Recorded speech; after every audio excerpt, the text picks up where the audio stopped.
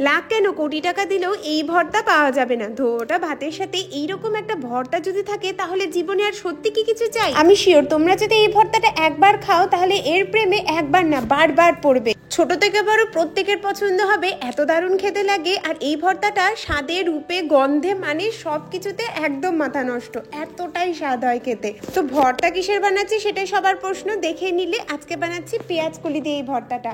তো পেঁয়াজ কলিকে ভালোভাবে কেটে ধুয়ে পরিষ্কার করে রেখে একটা ফ্রাইং প্যানে 4 থেকে 5 চামচ জল দিয়ে একদম লো আঁচে ঢেকে সেদ্ধ করে নেব, যতক্ষণে পেঁয়াজ কলি থেকে জলটা পুরোপুরি শুকিয়ে যাচ্ছে। এই পেঁয়াজ কলিকে কিন্তু বেশি করে জল দিয়ে সেদ্ধ করবে না, 4 থেকে 5 চামচ জল দেবে, দেখবে প্রচুর জল বেরোবে, সেই জলেই ও সেদ্ধ হয়ে যাবে। এইবার ঠান্ডা হওয়ার জন্য নামিয়ে রাখলাম।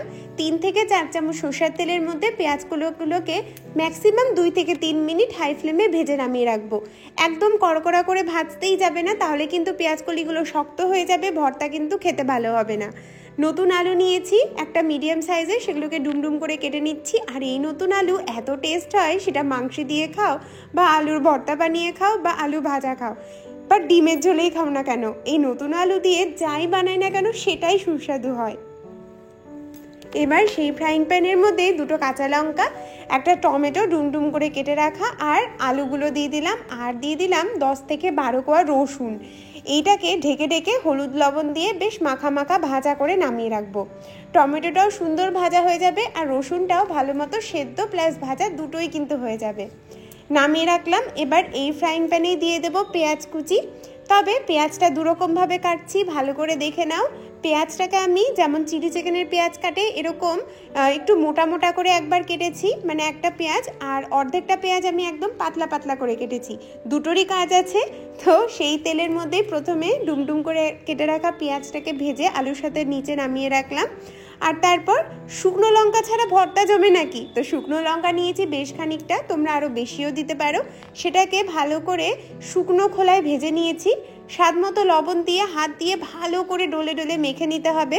চাইলে তোমরা গ্লাভস ইউজ করতে পারো, তবে আমার হাত দিয়ে মাখতে কোনো অসুবিধে হয় না। এবার যে কাঁচা পেঁয়াজটা ছিল সেটাও ভালোভাবে হাত দিয়ে ডলে ডলে মেখে নিতে হবে। লবণ কিন্তু পেঁয়াজ কলির মধ্যে আমি প্রথমে ভাজার সময় বলো বা সেদ্ধ করার সময় কখনোই দেইনি, আর তোমরাও দেবে না। এরপর যে আলু, পেঁয়াজ, টমেটো, রসুন, কাঁচা লঙ্কা ছিল সেগুলো এই শুকনো লঙ্কার পেঁয়াজের সাথে ভালোভাবে মেখে নেব।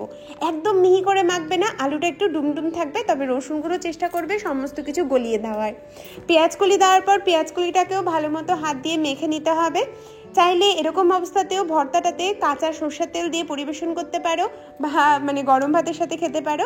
তবে আমি সরষের তেলটাকে ভালো মতো গরম করে নিয়ে একটু নাড়াচাড়া করে নিয়ে নামিয়েছি। অবশ্যই শেষে ধনেপাতা দিতে ভুলবে না, ধনেপাতার গন্ধ পছন্দ না হলে দেওয়ার দরকার নেই। তবে এতে তোমরা মনে করো না যে ধনেপাতা দিলে পেঁয়াজ কলির স্বাদের কোনো পরিবর্তন হবে, এই ভর্তায় কোনো পরিবর্তন হবে না। ব্যাস, দুপুরের লাঞ্চ বলো বা সকালে জল খাবার একদম রেডি। ভাতের সাথে এই গরম গরম ভাতের সাথে এই ভর্তা, আহা কি যে স্বাদ তার ভোলার না। সত্যি কথা বলছি, এই 20 টাকার পেঁয়াজ কলি কিনে লাখ লাখ টাকার খাবার বানিয়ে খেলাম, ওর তো ভীষণ পছন্দ হয়েছে। অবশ্যই বানাবে।